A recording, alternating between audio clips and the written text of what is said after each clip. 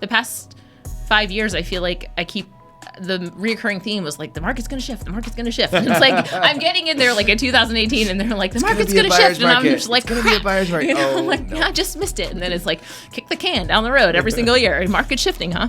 So. Can I ask, did you just like jump and leave Intel and do the realtor thing? Basically. Okay. I licensed in January, and then by about March, I was like, I didn't do this for a trial career. This is going to either work or not. And I couldn't. I had 3 kids and single mom, 3 kids, trying to do Intel and figure out real estate part-time. I was like, this is not going to work if I keep splitting hairs everywhere. So yeah, I just was like, okay. And did you have a safety net before you did that, or? My tax return that year? Yes.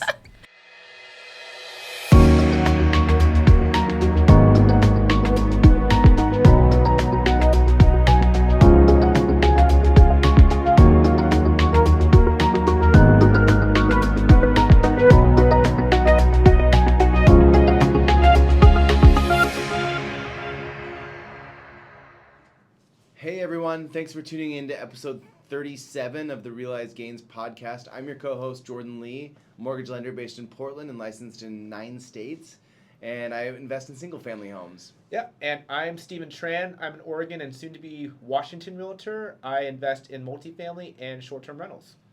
And who we interview today, Stephen? So we interviewed local realtor investor Jennifer Florent. I met her at an investing event. Thought she was a pretty big deal. You know, everybody knows her. She's really a connector in the investor space. Yeah, they run a huge event called the Northwest Action Summit, right? Yeah. That brings in a lot of big-time speakers, and I think there was a couple hundred people showed up to the event last year. Super valuable information. And she talks about her kind of career shifting from the hospitality world to real estate as a flipper, and now. Yeah, no, and she does like events at her local flips, and like I said, she has a wealth of knowledge in a very short period of time. So if you're interested in learning more about flipping, stay tuned. Hey guys, welcome to the Realized Gains podcast. We're on episode 37. My name is Stephen Tran. And I'm your co-host, Jordan Lee here. Thanks so much for tuning in. Today we have a really special guest, Jennifer Florent. And you want to just tell us a little bit about your background, your story, how you got here? How I got here in general, or how I got here? Let's start at the very beginning. Oh, geez. Coming from the birth canal. Yeah. Well, you know. Well, it's always interesting how people make it to Portland, you know. Well, I do have an interesting story on that. I grew up in the East Coast. From Maryland originally. 25 years there. Bounced around, got married, bounced around for about 7 years. Went from Maryland to California to Maryland again to California again. What were you doing? My husband at the time was a Marine. So okay. basically got in the military, lifestyle for a while. We were married for about 8 years and bounced around a lot. So kind of crisscrossed the country a few times. And then we split up, and I was in North Carolina, and ended up dating someone else, and we were together for a long time, had a daughter together. He was actually originally from Oregon. Okay. So he wanted to come back, and then we came out here because I'd already crisscrossed the country. It's like been in California. It wasn't really a big deal to move out to Oregon. Right. Necessarily, but so, that didn't end up working out, but I ended up staying. So and that was in 2014. Okay. In 2014 is when you came out here. Yes. Okay. And when you came here, what field were you in? I was in the hospitality restaurant industry for 23 years. So did a lot of bouncing around with that, with regular just restaurants, corporate catering. When I came out here, I ended up with Intel for 3.5 years. You did the food program at Intel? Yeah, doing their corporate catering program. Nice. So doing all of their large events. Okay. And, meetings and things like That's that. That's a pretty big, machine, right? I mean, how many people are they typically feeding at those events? The quarterly events that they do there, they actually feed the entire campus, all of the campuses here.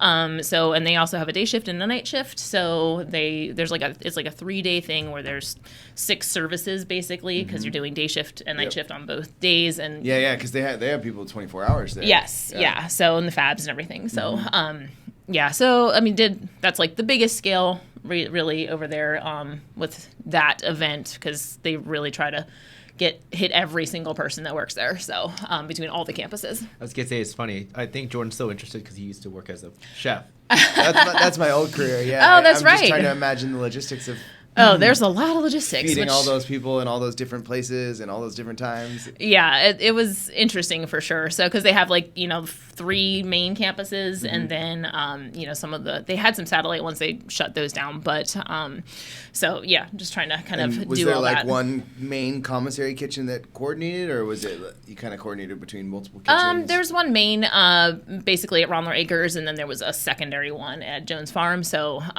that was where everything was coming out of. Okay. Wow. Cool. So, yeah. But then how did you get into real estate? Kind of off of a suggestion. Where did this suggestion come from? A couple of times, because of my, food service background, it seems to be a natural transition for a lot of people in this industry, in that industry, to get into real estate. I think it's more of the networking people personality, just being able to function with a lot of different details. And then, so that was kind of a suggestion, like my brother and a friend of mine, you'd be great in real estate. And they were they in the field already, or? No, they just were just for some reason, I just kept hearing it. And so. Were they specific about it? Like real estate investing, real estate no, agent? just real estate. I think just they were houses, meaning, I think they were meaning agent basically, in general, but kind of the tipping factor was I went to a therapy session once, and it was the first time I had gone to this particular therapist, and 10 minutes in the very first session, he's like, "You'd be really great in real estate." I'm like, oh, so okay. there was multiple signs. It wasn't just one person. 3 different people told you. Well, if everyone says I should do it, then and somebody knowing me for all of 10 minutes, that was their first suggestion. I was like, all right, fine, let's see if this works out here. Well, at this point, had you bought your first house here by yourself, or? No, the only house that I had owned prior to that was one that I basically inherited from my ex-husband's father passed away. That's how I ended up from California to North Carolina. He had a house in North Carolina, so we basically took that over and remodeled that. Ended up staying there for a while, and that was kind of my first remodel experience and homeownership experience rolled into one. How big of a remodel was that? It was very outdated, so basically just, freshening it all up. But my favorite part of that was redoing a bathroom and pulling a tub and putting it back in when I was 8 months pregnant with my daughter. So. Okay. So you were doing all this stuff yourself. This was your first time. How did you learn how to do that?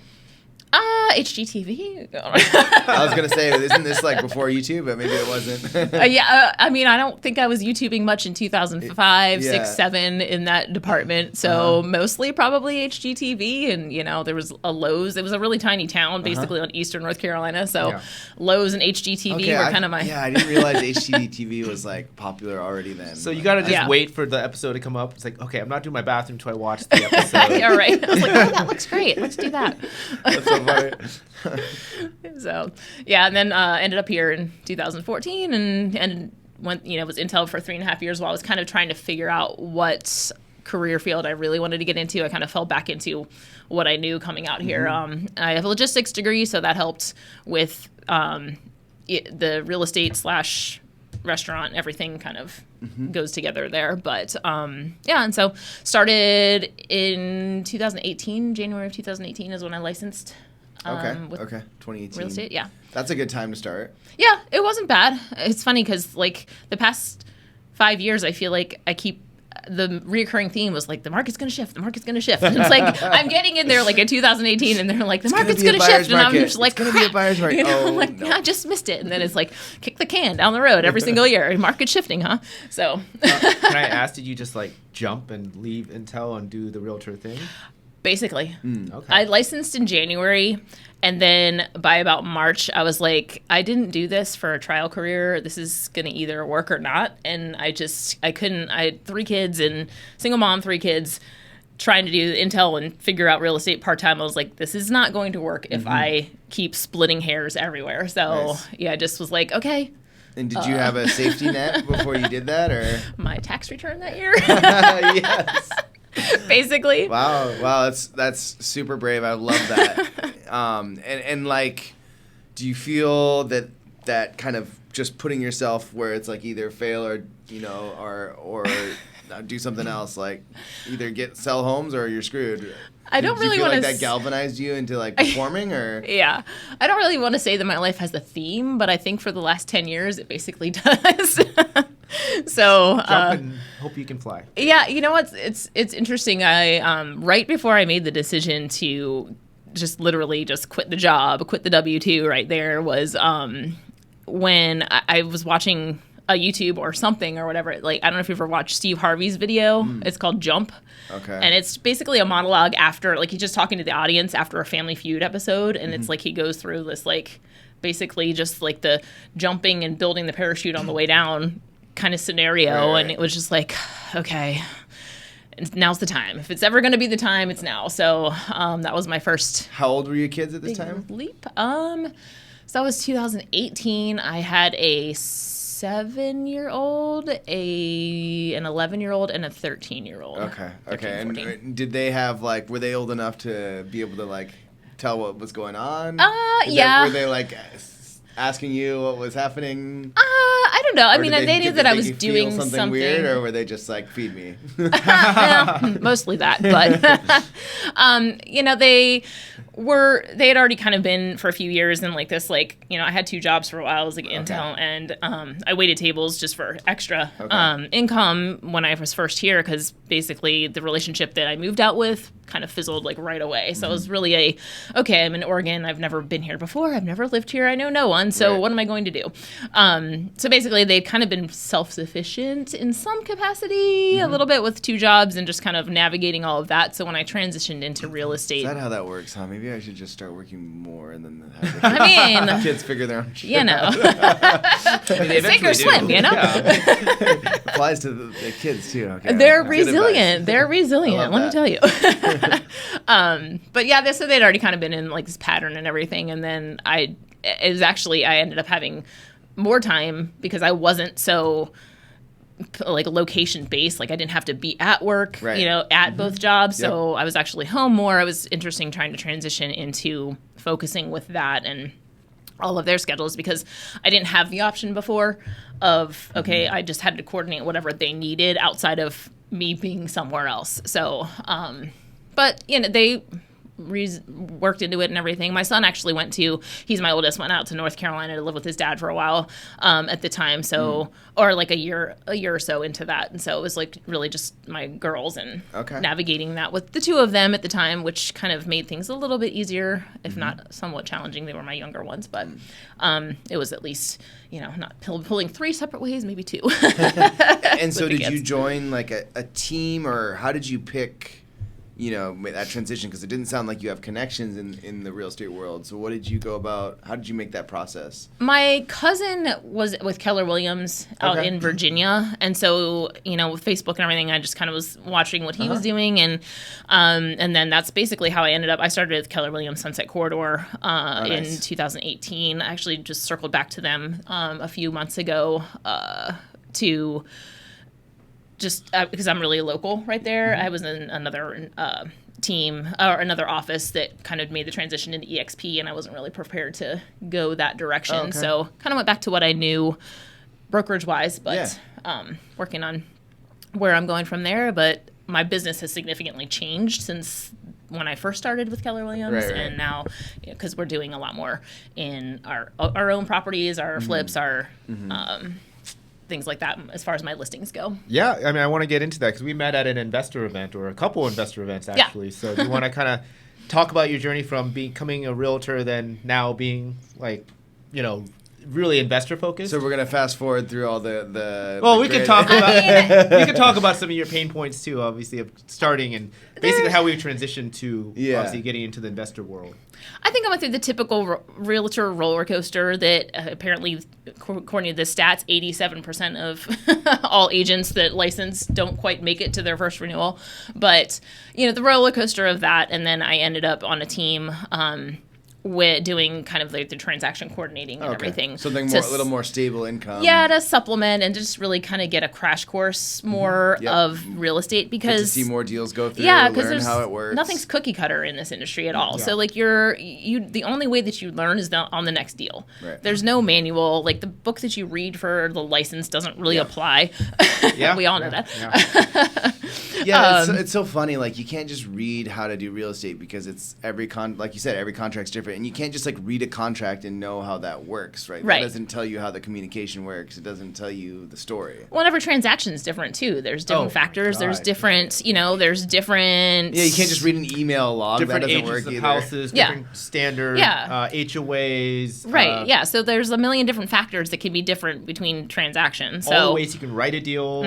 Oh my God, it's really insane. Like. And I really do believe it. You can only learn through experience. Very much so. Once you run into a situation, you can ask somebody, have you run into this before? You know? Very much so. So that was basically my reasoning for getting into that role because I didn't feel like I had the experience that I needed or the exposure that I needed. So I was like, okay, if I do this, at least I'll be seeing more deals and I'll be working through the paperwork and I'll be working through the contracts and just kind of learning that way, even if it's not my own. And then my business started picking up. And basically about 5 months after I started that position is when I started going down the investor track. Okay. And what excited you about that, or like what turned you on to that? Why did you decide you're going to just do that? So it goes back to dating a guy. I started dating someone and he was a contractor, and basically I took him to our awards banquet for Keller Williams, and the next day he was like, so find me a shithole. I was like, I don't know if I can cuss on here, but that's fine. Bleep me out. Yeah. I'm not going to do that. So, nice. I mean, basically, that was the very, very, very beginning of that. So he wanted you to find a fixer. Yeah. Did you guys partner on it then? We didn't partner as far as like the actual property went, but I was like, I actually found the very first deal on the MLS, and then we, so I was the buyer's agent on that, you wrote and I was the the offer, listing. and then you listed it. Ended up being the listing agent. Okay, yeah. Mm-hmm. And so we weren't really, because we had just started dating. It wasn't like we weren't ready to commingle. Yeah, we weren't there yet.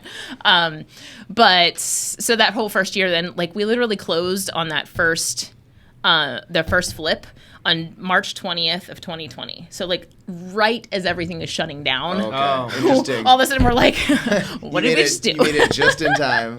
We made it just in time, but at the same time, it was the end of March and nobody knew what the heck was about to happen, or where the market was going at all, where housing was going. So thankfully though, it ended up being a really like the perfect timing because everything else was shutting down, but they were made like real estate essential and all of this stuff. So there was, we're sitting there working at a house. It's where you live, so it seems pretty essential to me. Yeah, definitely. So we're like at a project house. We're not like going to a job. So like nothing had to shut down. We could get materials and stuff, and nothing had to shut down as far as that. So as far as the timing goes for jumping into something like that, that was really good timing for 2020, just because so many other things were not happening. Yeah. So that's where that whole thing started, and like about 4 flips in 2020 that I was either I would find it and be the buyer's agent or just be the listing agent, depending on if it got picked up off of a wholesale. So I watched about 4 of them when I was just the agent on it, the number runner. This was your partner, your boyfriend, the whole time that he was the contractor, so you just kept finding a new deal. Yeah, basically. And so he did about 4 that year. And sorry, what was your criteria for finding them? Like for me, I've always found that it's like hard. People ask this a lot, like how do you find the deal? What was your skill? Like how were you finding those deals? Well, I mean, my main skill, I guess, with all of this and where I started with it, it was running the numbers. Okay. So you weren't like getting them from friends. It was more like you were looking set up a search criteria and then just calculated the numbers basically. Yeah. The first one that we found, that I found was in St. Helens. Okay. So that was just ended up working. The seller he was in the hospital. He was distressed. He was like in the middle of surgeries. He just needed to let go, and they had like 2 sale fails already on it. Okay. So basically, Kurt, my contractor, my boyfriend at the time, now fiance, came in and said, I don't need the inspections. Like, I can take care of whatever. This is our price. So, we'll close in a week. And they actually had some title issues going on with a VA loan and stuff that he had. So they extended a week, but that was our first looking at the numbers there, because the seller was distressed and definitely needed out of it. And they had so many bad experiences prior. We were able to get the price that we wanted. Well, how was he financing it? Was he doing hard money? Hard money. Okay. Yeah. And then what is your number? Is there a quick rule of thumb you use, or is it like a really calculated complex? We Excel try sheet? to do this 70%, to ARV, loan to LTV to ARV calculation there with the purchase price versus the ARV. Yeah. Can you explain that for our audience? Basically, you take the purchase price, or you start kind of from the end game. So you start with the ARV. You kind of run comps. And the ARV being that after repair value. After you've repaired it. So you're looking at that, and how are you making that rough estimate of the ARV? That's where being an agent is very helpful, because I'm able to pull all of the RMLS data for the area and see, everything that had been listed. It was active, sold, everything. So. And I'm sure Kurt, as a contractor, knows how much things cost. Yeah, that was okay. So he's like giving you the numbers for like what it's going to cost. Yeah, the rehab. And you're being like, okay, here's what we need to do to bring it up to this X market standard, and then based on that and the comps and support in the area, that's what our ARV is going to be about. Yeah. And so, and do you give yourself, how much wiggle room do you give yourself there? A fair amount. Like, we didn't do anything slim. At all. So nothing was like close to breaking even. Or no. Like that. We really did that very purposefully on the majority of our projects. If it ended up not being, it was because some factor kind of pushed something one way or the other, or we opened up something that was rehab wise just was completely unexpected. And like this past year with like the market kind of fluctuation, it just kind of, there's a couple that got a little close there, but in general we tried to make it as wide as possible so that we had those contingencies, and actually even building in like a 10% window there for either extra holding costs or extra repair, extra. Just the stuff behind the walls you can't see. Yeah, exactly. So trying to build in that buffer. We try to do 20% of 20% profit off of that. So if you have a 20% profit, then you have and that's with the 10% contingency on there. So even if you roll into that, you're really not even cutting it close. So let's say you're buying like a $300,000 house. What does the rest of the numbers look like? So it's marketed for $300,000. Like, let's just, if you have an example, maybe you can give one of like how much money you would put in and how much you would expect the value to be. Well, in general, for $300,000, we probably would, minus holding costs, like even without even factoring that in, looking at what the ARV would need to be would probably have to be like $500,000 to $550,000. Okay. Because in general, we kind of averaged, used to be like 60, 70, 80,000 for a rehab, but now it's definitely with supply costs and everything and just materials, it's just really skyrocketed. And just in general, like subs, like we sub things out, so like everything has inflated so much. So we're looking at like $100,000, $120,000, $150,000 rehabs now. So you assume you're going to be in hard costs at least $450,000. Yeah. Just to be conservative, and then and you're typically doing things. So that includes like a full kitchen remodel, multiple bathroom remodel, floors. Painting, most of maybe some drywall stuff, or most of the ones that we've done have been full, if not guts, like at least with the kitchen and the bathrooms and things like that. We've done full scale. It really hasn't been any carpet and paint. You're not just changing the floors and painting. Okay. No. Okay. Wow. Okay. So you're expecting about 150. So okay, interesting. Yeah, so you're not going for the smaller ones. We haven't. We've kind of kicked around the idea of doing that a little bit, but it's like, where's the cost benefit ratio there when because things are so tight right now? It makes even less sense to us unless it's like a straightforward, like this is going to be like we're just refreshing. You found some magic deal. Yeah. Right. Yeah. Where you're not actually adding a ton of value. Right. Yeah. And just look with the market change as far as days on market and everything like that, it just doesn't pencil even half as well as it used to do those basic ones, unless it's just like a straightforward, like there's no way that this can miss unicorn. Oh, kind of. No, totally. So, obviously, as an agent, we have the MLS as a resource. And how much would you say you're finding deals on the MLS versus wholesale? We found a few last year on MLS, and then we've probably done 4 or 5 over the past 3 years that were MLS. Most of them have been wholesale. Yeah. And a couple of them were either family or referred to us by family. So that's kind of been the blend. I would say the majority would be wholesale. So at a certain point, your family members realize like this is what you're doing, and they're like, "Oh, look, there's this house in our neighborhood that's just needs it." And yeah, actually, helped out Kurt's aunt and uncle on their house, oh, okay. so they so wanted even to go. like actually their places, yeah. Yeah. Okay. So we ended up buying theirs and renovating it and selling it. Okay, wow. Okay. And obviously, I meet you at a lot of investor events. Can you talk about building like wholesale relationships or relationship with wholesale? Yeah, what does that mean? Like because like there's not a wholesale channel that you search. How do you find homes from wholesalers? Really, there's. I don't really know where Kurt and our first wholesaler connected. I think it was just basically probably Facebook. Okay. So we ended up working with Net Worth a lot. Net Worth Realty. They're in my office. Yeah. They're in the Keller Williams Realty at Barnes. office. Yeah. Yeah. Yeah. So that's basically where we started with them, just kind of getting familiar because they were marketing it a certain way, and that was like after the first MLS one, the second and third properties as 2, 3, and 4, I think, came from them. But just kind of getting a little familiar with that process with them, we were able to network more in Facebook groups and everything else. I'm gonna mention because I've seen them carry their signs out. They're the ones who have those white signs where it's handwritten with like fourplex available, etc. I've seen them carry the stack out, and I was like, "You're the guys who leave those signs out there." So they basically do guerrilla marketing for properties. So and that was probably if I had to call how he ended up being in contact with them, I would probably say a bandit sign. Really? Yeah, I would say just because at first it was like, hey, find me a property. We're going MLS route, but then. When you're consciously looking for something, you notice those signs a little bit more on the side of the road. Interesting. Yeah. Oh yeah. No, I've definitely seen fourplex for sale. Yes. Call this number. I'm yes. like, oh man, should I call this number? Is this a scam?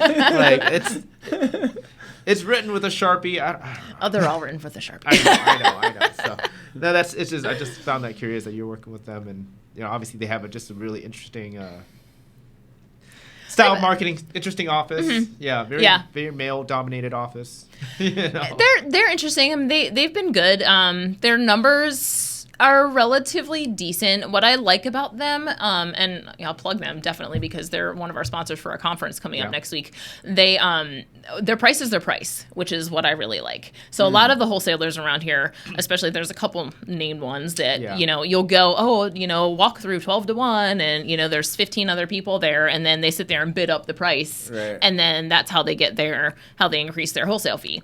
But we really like Net Worth because it's like you get there, this is the price, and then whoever pays that earnest money deposit is in. Well, like I said, they're a little bit different because obviously they have real estate agents in the office. Yes, they are licensed. Yeah. Oh, okay, they're actually licensed. Yes, they're licensed realtors. So it kind of it takes some of that, scammy kind of shady marketing / practices thing off the table a little bit, but at least there's some. Yeah, I've done, I'm going to say probably a dozen wholesale walkthroughs, with the people lined up outside. Yeah. Just picking up trash so I can look under. Right. Check out the standard sifting of a through home. the hoarders. Yeah, sifting through the hoarder's house. It's like, I got to replace the cabinets. What's behind? Oh, I don't want to look at that. So it's not fun. And then obviously, even if I want to take on the project, it's just like blind bidding through text. Yeah. Yeah, I would definitely. It's definitely been easier to have myself as the number person and knowing where ARVs are, and that really came from looking the first few projects and really knowing what our finished product looked like to really be able to compare that well to all of the the comps that were finished products or updated houses when I was comping things out in the beginning, but having the other end of the spectrum of Kurt being there with the as the contractor brain and just running the rehabs and really knowing real numbers rather than the wholesale rehab, quote unquote. Yeah. rehab budget that they'd like to tack on there. Okay, so you're telling me I should marry a contractor? I mean, it helps. Oh. Tiffany, if you're listening. No. I'm just kidding. It definitely helps. I mean, it helps with our business, and that's basically, we started there, and we've grown that and grown into more networking and like meeting you guys, and it was really nice to be on that panel back in December with the women's panel for ARIA. Oh, the women's investor. Yeah, that was a great event, and just really we've taken the business part of what we've done with flips, and we fine-tuned that in general just across the board, and really been able to bring in partners on things and help people learn how to do it is basically what we've kind of done with some partners that wanted to learn how to flip. We've brought them in because they have some cash or whatever, but then they just want to observe or learn the process. So we've done that. But then the other end of that has been really just, we started our own meetup that we hold at our properties.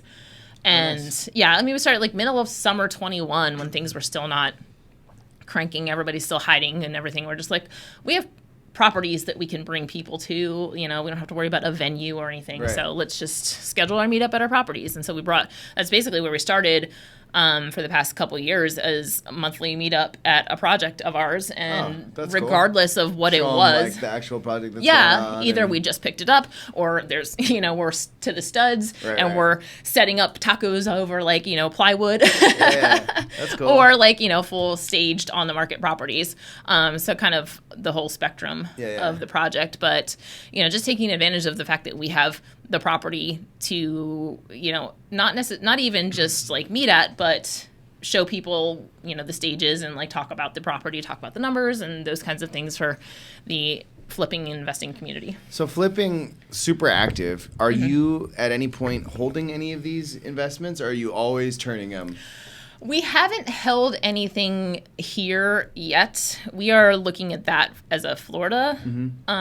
For Florida right now, we're really liking the Panhandle area, just because it's not so saturated like Tampa or Miami, or the hot spots right now. And why Florida? We want an alternative to all the nasty weather. Somewhere to go in the winter. Yeah, I mean, that was basically our first criteria of that, is where can we go and escape this place, in the winter. We both have kids, and so it's we have ties here as far as that goes, so we're not really able to completely leave the Portland area, but and I also don't really want to deal with Florida in the summer either, so I need a good buffer between growing up on the East Coast. I'm I'm not down with summer humidity. Right. But so I mean, that's just a place. It's actually very tenant not tenant favored like it is here. It's it's very landlord friendly. So I have a buddy in Florida. I met him at an ARIA conference, and he told me how he gets his tenants out. He holds his shotgun and he walks up to the door. I mean, they're kind of old school out there on that. But there are the things that is the main reason why we're looking outside of Oregon in general, or the Pacific Northwest, or the West Coast, I guess, maybe in general, of not even just value-wise, property values are lower there. I mean, Tampa is even crazy as far as property values go. I mean, they're really comparable to here now. And so I like the Panhandle area just because it's not inflated. It's not saturated with investors and people that want to do STRs and everything under the sun. And then there's actually a military base there. So there's a familiarity for me there where I know the population density and the makeup and things like that. What city in particular on the Panhandle? Pensacola. Pensacola, okay. So that's closer to the Alabama side. Yeah, it's literally right on the line. Yeah. So there's a bar out there called the Florabama. It's literally... The Florabama? Yeah. It literally sits right on there. It's right on the beach. It's pretty interesting. Yeah, I mean, I think Florida is super interesting. I know that short-term rentals are really big in Fort Myers. Obviously, the whole Miami market, they're banned there. They have a lot of restrictions. And I know there's... I have friends who have rentals in Jacksonville, so it's kind of all over the place. You can really find your market just in the state of Florida. Yeah, definitely. And I like that area. It's the beaches are the most beautiful that I've ever seen, literally there. And it's, like I said, it's not Tampa. It's not crazy. There's a lot of opportunity there that you're not competing as much. I mean, obviously Tampa's a larger area, but, just kind of that top section right there, because it's just a easier way of life, I guess, a little bit. Yeah. In some capacity, and more of like a vacation spot rather than just like, a city area. And that area, Pensacola, that you were talking about, that's not hurricane prone, is it? Or I don't know. I mean, I know there's parts of Florida that are safe and parts that aren't. I don't know. It's basically the very top of the Gulf. So, I mean, the insurance is expensive. Given summer, I think Florida in general just has like the most expensive insurance, I'm sure, across the board because the entire state is coastline almost. Yeah. And, it's basically just like a little... It's a leg. So it doesn't take much. And I mean, I grew up on the East Coast. So I'm not scared of hurricanes. We have hurricane parties out there, most of the time when it's not going to be a Category 5. But I have ridden out a decent amount, and but they're actually building for that now. So I mean, that's kind of where we're looking. I mean, my ideal property would be a lot with a dock, and then build from there. So you're building like a concrete block. They've started doing concrete block instead of stick built and things just for wind resistance and everything. And you actually can't. They won't insure houses if the roof is 15 years or older than 15 years. So because of just the roof damage out there. Oh. Wow. Yeah, so it's an interesting factor. Not only is insurance, I mean, the insurance is almost as expensive as taxes, and sometimes more expensive than taxes are here. But sometimes the insurance company will just drop you too. Mm-hmm. Yeah, so there are and those factors. To pay like crazy amount for the forced placed insurance, but right. Well, I mean, I just like besides the weather. I mean, the winter weather is ideal for me, for sure. We're water people. We love being near the water. I grew up by the water. It's just an element that I want in some place that I live. Health, mental health. There's lots of reasons to have sun.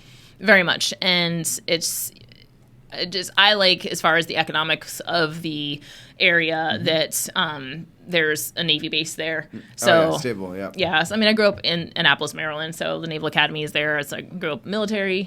I'm very familiar with how that demographic works and, how to rent to them and, how to facilitate those kinds of things for people incoming and outgoing. You mentioned earlier, sorry to switch track here, but you mentioned earlier a little bit about partners, and I wanted to ask you, when you do your partnerships, how do you set those up? Do you do them in, is there like specific legal documents that you guys put together, or how do you do that? We do, when we do it with a partnership, we do it with a specific LLC for that particular property. Let's say the two of you are partnering with one other partner, you'll form a separate entity with the three of you together as whatever percentage partnerships you guys decide on? Yes. Okay. Yeah, so it comes with an operating agreement and everything with that. So that's basically how we've decided to do that. And how do you have someone that sets that up for you, or you guys just figured out how to do that on your own? We've basically figured out how to do that on our own because we have our LLC. Kurt and I have one LLC together, so we really just use that entity when we are partnering. So our entity owns the percentage in these joint entity. Right. Got it. Yep. So, we encourage the other partner to, form their own LLC and everything. So we're really just going protection, two LLCs, two LLCs, into the joint one. Yeah, so. Makes sense. And are you strictly doing like one partner and you're basically splitting it evenly, or how are you doing these splits? One partner, yeah. I mean, we haven't done anything that's been multiple partners yet as far as flips go, unless it was like a married couple or something. But it depends if they aren't coming in with anything besides like money and they want to learn and they want to like actually be kind of mentored in that. We do like a 60-40 something in there. So because we're taking on the responsibility and like the obviously rehab the contracting and everything. So we do a split like that, or we've also done ones that were just private money lenders. So they'll just partner with us for the an interest on their investment. So got it. Interesting. Which helps. Then we secure the financing with the hard money and everything, but then we don't have to bring in cash and everything. But then they're just cash infusion. Right. Okay. Well, I know you have a big event coming up. It's kind of crazy. You're talking about doing events during COVID at just like these houses, and now you're doing an event at a hotel. Can you kind of tell us how you kind of scaled up to that and talk about the event in general? Yeah, it's called the Northwest Action Summit. We did the first one last year, in May of last year, and basically it kind of was born out of our meetups that we did and being able to network with everybody that we had come into contact with through our meetups, and then just kind of wanting to branch out from there. We hadn't really established a company of ours. We were just kind of a couple that was flipping. And it was like, okay, well, we're making all of these great connections and we're going to events. We went to BPCon like 2 years ago in New Orleans, and other networking investor events like up in Seattle and things like that. So we've done a couple of those and realized that there really wasn't anything like that in the Portland area. And so, and especially with like everything kind of still offline or like just kind of getting back established as far as an in-person event, networking event, large scale, went, we decided to figure out how to put this together beginning of 2022 and ended up. I mean, I know Jordan went. I didn't get to go, but I learned a lot. Yeah, I liked there was an ADU speaker. I remember specifically. Yeah, Derek, he's coming back. That did a good job. Yeah, so we just wanted to. We had gained a lot of our knowledge from like Bigger Pockets and like just really kind of being immersed in that, and then networking in general, and just kind of putting pieces together with our own business. And so when we were kind of thinking like, okay, it would be really awesome to bring this to Portland and, to kind of pattern it off a couple different events that we had actually attended. And we're like, okay, well, who are we going to bring? What kind of speakers do we even bring to this, to make this worthwhile? And so we kind of went off of like Bigger Pockets a little bit and figured out who was more local. Yeah. I had made a contact with Kyle Robertson a couple years ago, just off of a Bigger Pockets post where he was talking about his storage units, and self-storage was where he jumped off and everything, and then was looking at his post, and he's in Lebanon. So, I just contacted him, started talking to him, and he had been on Bigger Pockets before. And so that was kind of like my first, and I was like, we dug a little deeper on who was local as far as the Pacific Northwest investor that had been there, and Derek Sherrill, who's the ADU guy down, he's in Medford, Oregon, Southern Oregon, and then Dion McNeely, he did the binder method of how to get your tenants to increase their own rent. I gotta get that guy on to hear about that. He'll be here.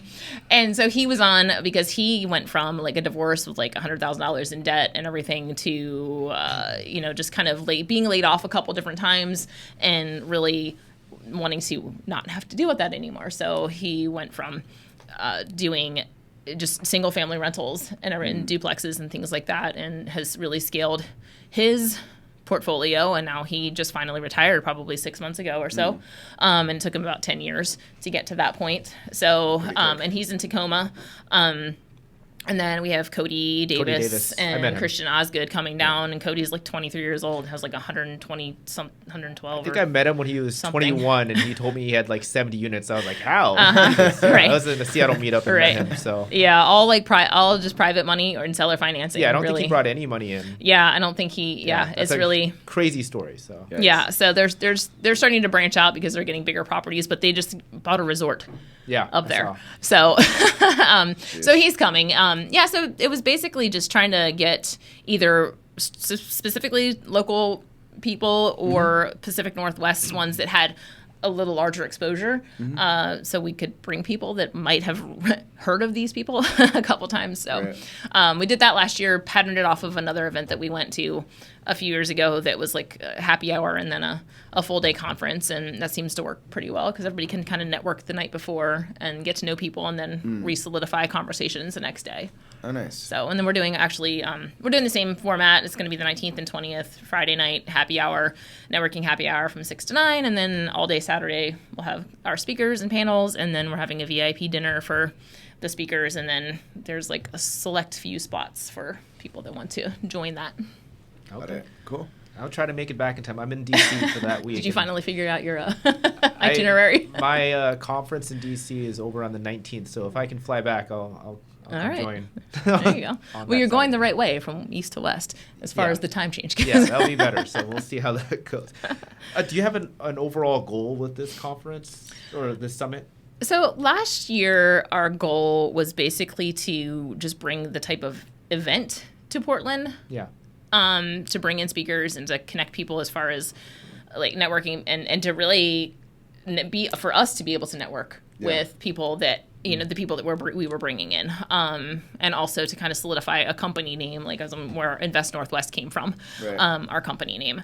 And so, I mean, over the past year, we've really gotten, continued our meetup, and really knew that we wanted to do another one of these. We got like instant feedback basically that evening as things were wrapping up, like, this was amazing, like, when's the next one? And like, okay, clearly we need to do another one.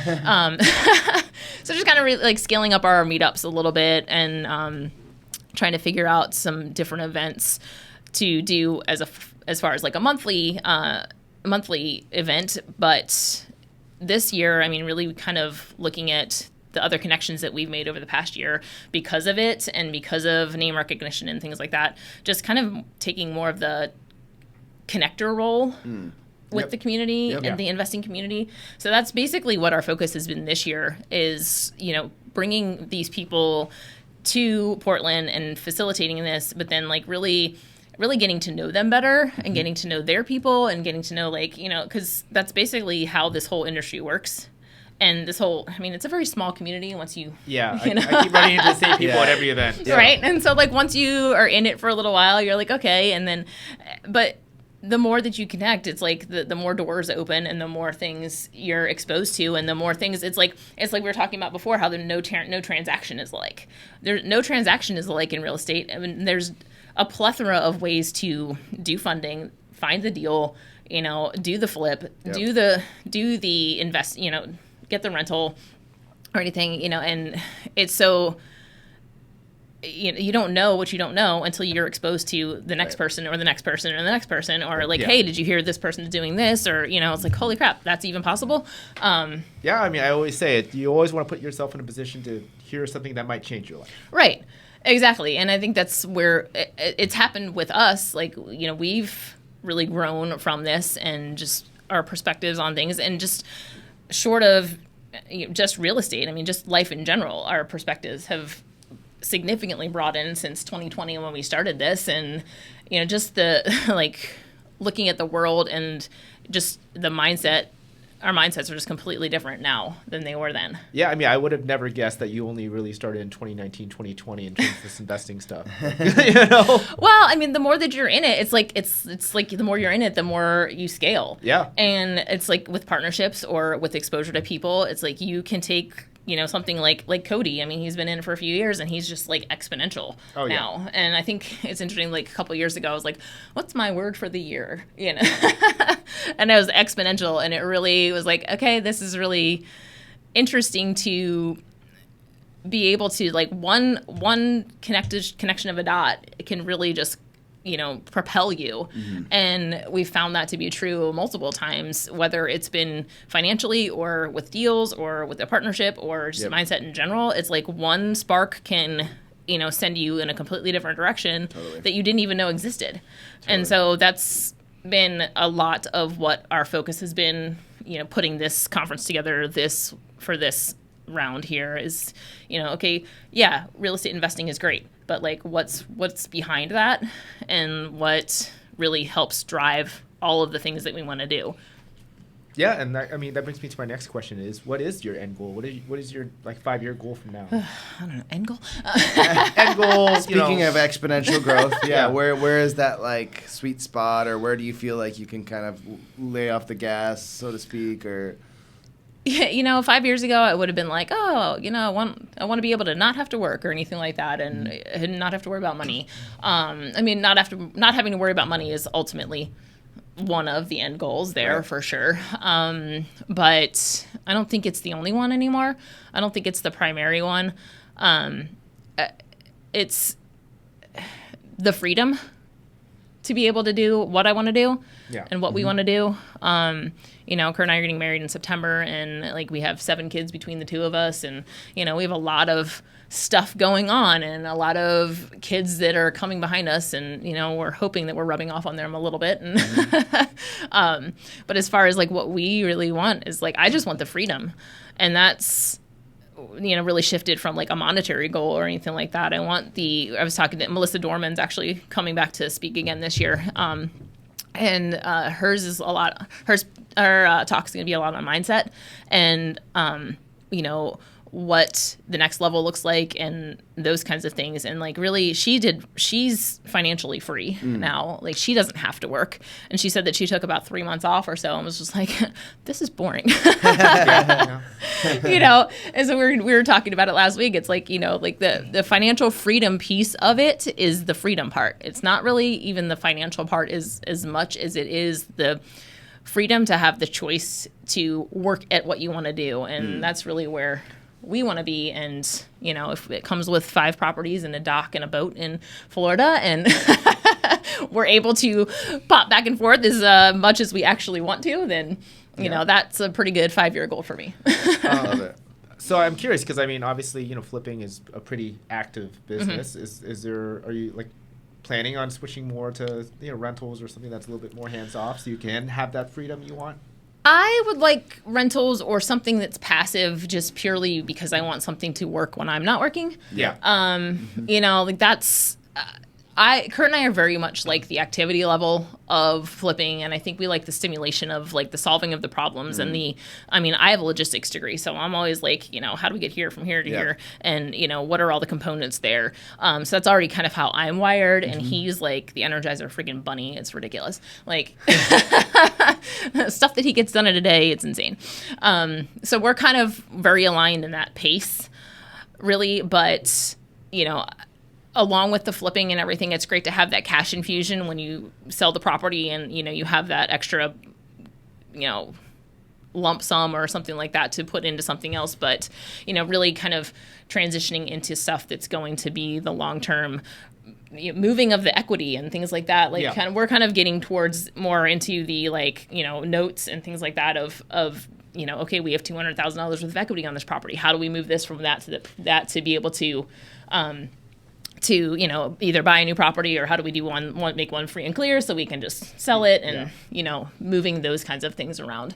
No, I was interested because obviously you have to pay taxes on all your flips, right? Yeah, it can be pretty costly. Yeah, definitely. So it's facilitated building capital, but not necessarily long-term wealth in that capacity. So really moving into, and you can only scale it so much, right? Yeah, you can only have so many flips going on. Yeah, without bringing in like employees or like tons of subs and things like that. It's really, which just becomes the headache potential is so much more.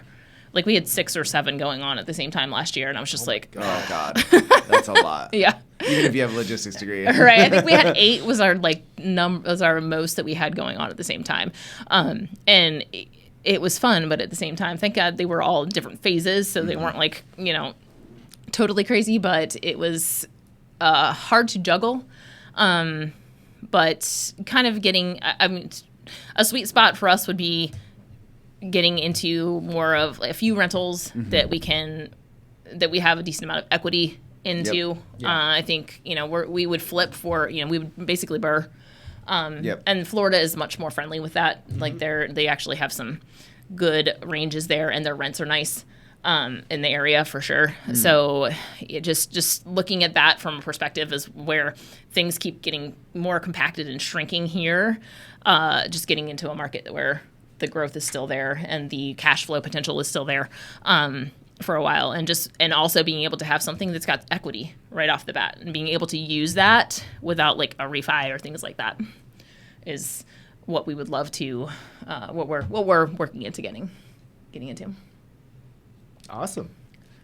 Yeah, and so if someone on here was like listening to you and wanted to contact you, where could they find you? Do you have like an Instagram or Facebook? I have Facebook. I have Instagram, but I don't use it. I was like I'm gonna tag you on it. You know that, right? I know, and I'm like, God, I really need to start like pushing my stuff over there. I think I need to click that little button on push all of my stuff over. But mostly Facebook, and then we have our Invest Northwest page. So I'm just Jennifer Florent, or I have a business page for my realtor stuff, Jennifer Florent, Oregon OR/WA agent, licensed agent. If somebody was just going to reach out to you directly, never been in real estate, and wanted to learn how to get started, what would you tell them? Do it. I mean, that's basically, so we named it the Northwest Action Summit for a reason. Take action. Because the whole theme of it is action. And going back to our beginning of our conversation when we're talking about jumping off the cliff of, you know, quitting the job and everything, that's basically, I mean, there's so much that gets built up in our heads that is just not even true. Right. And that's the number one barrier, is getting over yourself and getting out of your own way and taking a step. It doesn't have to be jumping off the cliff, but it has to be doing something. And then building off of that, even if you take little tiny baby steps, you're still getting somewhere. So, you know, that's basically, it's just, you have to do something. You know, you can sit there and overanalyze and get in analysis paralysis for the whole rest of your life and never do anything. But, you know, like, it's like every time that you take a step, you're building that muscle and you're building that confidence and you're building to the next one. And then you're like, okay, well, that wasn't as bad as I thought it was going to be. What's the next step? And so, like, you're just piecing the blocks together. Right. And the more that you're able to do it, the more that you're going to come up against something and be willing to take that gigantic leap. And so that's basically the premise of what the conference was born out of also, is just the action step. That, you know, take that first step, take that next step. It's not even, you know, from the very beginning. It's like, what's your next step? Like, what's the next step to the next level? Right. And continuing to do that. And so, you know, seek out a mentor, seek out, you know, ask a question, do something that's going to build on a block, you know, build a block, and then do the next thing and do the next thing. And, you know, get out of your own way. Yeah. No, I love that message. I have a lot of clients who need to talk to you, so or who need to hear this. Well, it's like, it really is. I mean, the more that you do it, the less scary and the less barriers that you put you know, put up in the way. Like, it starts here, and the more that you chip away at it because you're doing the things, you know, like the reflex just gets better and better and better and better. And Totally. then you can judge things better. Yeah. And so, you know, like, you're not just thinking that you're flying out into, like, the complete unknown. You're like, okay, well, I've done this 5 times before, Right. you know, and I know what I'm kind of looking for now. So the next one is even easier to do.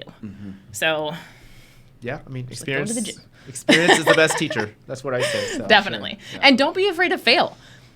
Like, that's the thing. Like, fail fast and fail often is, like, the How best else can you thing learn? ever. Yeah. It's like, so everybody has this, like, success thing that they're chasing everything, but it's all built on the back of failure. So, you know, the more that you're failing, if you're failing, then you're learning, and then you're going in the right direction, whether or not you can see it or not. Yeah, we love that. Thank you so much. We really appreciate you coming on the show. Learned a lot. Well, thank you for having me, and I hope to see you guys and anybody else at our conference in a couple weeks. Yeah, hopefully we'll Sounds make good. it.